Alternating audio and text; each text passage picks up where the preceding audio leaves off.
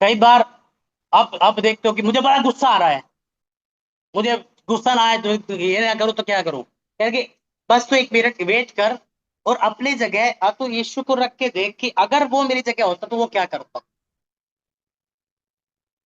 समझ रहा है? जब अगर तेरी जीवन में बीमारी आ रही है तो अपनी जगह तो यीशु को रख के देख कि उसने क्या किया होता यहाँ पे। अगर तू प्रार्थना नहीं कर पा रहा है तो यीशु ने क्या किया होता यहाँ पे उस हालात में। अगर यीशु के साथ धोखा किया गया है, विश्वासघात किया गया है, यीशु पे इल्जाम लगाए गए हैं, यीशु पे दोष लगाए गए हैं, यीशु ने क्या किया होता यहाँ पे। तो आप कहेंगे पता नहीं, तो आप बाइबल से होकर जाते हैं, सब कुछ उसके बारे में लिखा है। वो गाली सुनकर की गाली, वो धमकी नहीं देता था देख लूंगा तेरे को। समझ रहे? उसने व्यर्थ में क्रोध नहीं किया, उसने कभी झूठ नहीं बोला। खैर कि अब जब आप देखते हो कि प्रभु आप यहाँ पे क्या करते, कि जब प्रार्थना ना हो रही हो तो आप क्या करते। तो आप जाएं गतसमने के बाग में, यीशु के साथ बैठे और मनन करें कि प्रभु जब प्रार्थना ना हो तो आप क्या कर रहे थे, जब दिक्कत आ रही थी कि मैं फिर भी मैं बार बार प्रार्थना कर रहा था, और मैं अपने साथ प्रार्थना करने वालों को देख रहा था कि कोई तो मेरे साथ इस घड़ी प्रार्थना कर ले। वे चेले सो रहे थे, मैं जाता था। समझा रहा है? अगर मजा आ रहा होता तो मैं रात तो पूरी रात कर लेता, लेकिन मैं बार बार उठ करके आ रहा था, लेकिन फिर भी मैं कर रहा था। कि जब प्रार्थना ना हो तो तू जितना हो रहा है उतना कर, उठ फिर बैठ, उठ फिर बैठ, उठ फिर बैठ, और तू देखेगा कि प्रभु मैं ये बोझ तुझे देता हूँ, प्रभु मैं ये बोझ तुझे देता हूँ। हालेलुया। ठीक है, जब प्रभु यीशु मसीह प्रार्थना कर रहे थे, हे पिता अगर संभव है तो ये कटोरा मुझसे चल जाए, लेकिन मेरी नहीं तेरी इच्छा पूरी हो। लिखा है कि जब वो बार बार प्रार्थना कर रहा था, एक स्वर्गदूत भेज दिया पिता ने। और वो स्वर्गदूत कौन था?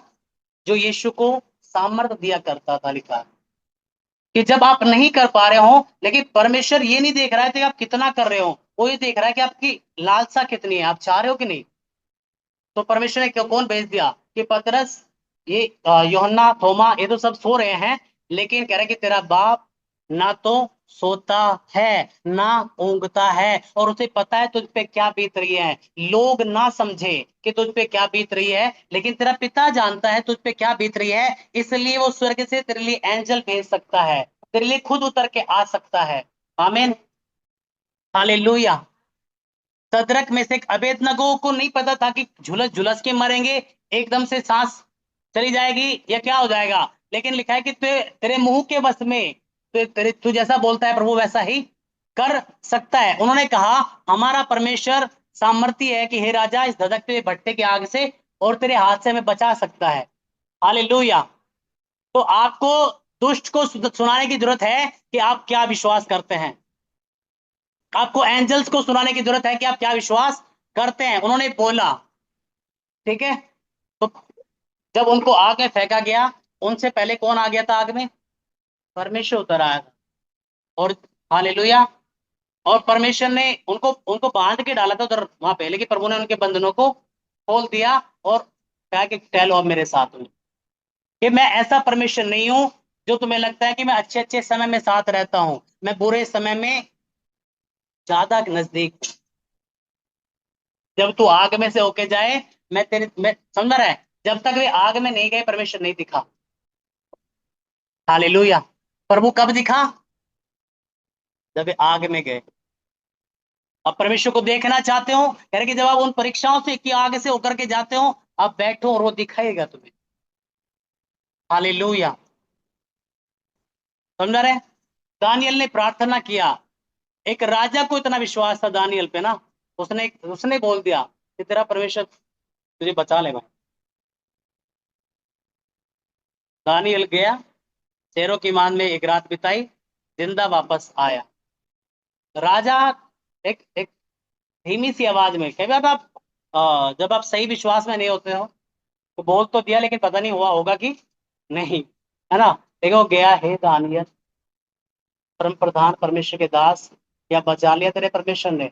वो अंदर से चिल्ला रहा, यस हालेलुया, हे राजा मेरे परमेश्वर ने अपने दूत को भेजकर शेरों के मुंह को इतना बेहतरीन रीति से बांधा है कि उन्होंने मेरी कुछ भी हानि नहीं की, और यह इसलिए हुआ कि मैंने ना तो तेरी दृष्टि में कुछ गलत किया था, और मैं परमेश्वर की दृष्टि में निर्दोष पाया गया हूं। हालेलुया। ठीक है, जब बाहर लाया गया, है ना, कुछ लोगों को सबूत चाहिए। कहा कि दानियल शेरों से लड़ा, क्या भाई कितना मुश्किल रहा वो सफर। तो चेक किया उसको, कह रहा कि उसको एक निशान भी नहीं था। हालेलुया। एक भी निशान नहीं था, क्योंकि वो दानियल की लड़ाई नहीं थी। वो किसकी लड़ाई थी? वो दानियल के परमेश्वर की लड़ाई थी। जब आप लड़ाई को इस रीति से लड़ते हो कि लड़ाई तेरी है प्रभु, मैं तो खड़ा हूं, मुझे जस्ट विश्वास करना है, मुझे बस खड़ा रहना है। यीशु ने कहा, यदि तुम मुझ में बने रहो और मेरा वचन तुम में बना रहे, तो जो चाहो मांगो वही मिल जाएगा। क्योंकि तुम मुझ में बने रह करके तुम गर्लफ्रेंड नहीं मांगोगे, तुम मुझ में बने रह करके तुम गंदी फिल्में से नहीं मांगोगे, तुम मुझ में बने रह करके दारू जुए का नंबर नहीं मांगोगे, तुम मुझ में बने रह करके अच्छी चीजें मांगोगे, और वो सब चीजों में तुम्हें मिल जाएगी। तुम वचन में बने रह करके बुरी चीजें नहीं मांगोगे, तुम वचन में से कौन सी चीजें मांगोगे? अच्छी चीजें मांगोगे, और वो तुम्हारे लिए हो जाएगी। हालेलुया। अपने साइड वाले को बोलो, बहुत आसान है, बहुत बहुत आसान है विश्वास करना, विश्वास में जीना, विश्वास से बोलना। लेकिन धीरज रखना मुश्किल है। और धीरज रख, आमीन।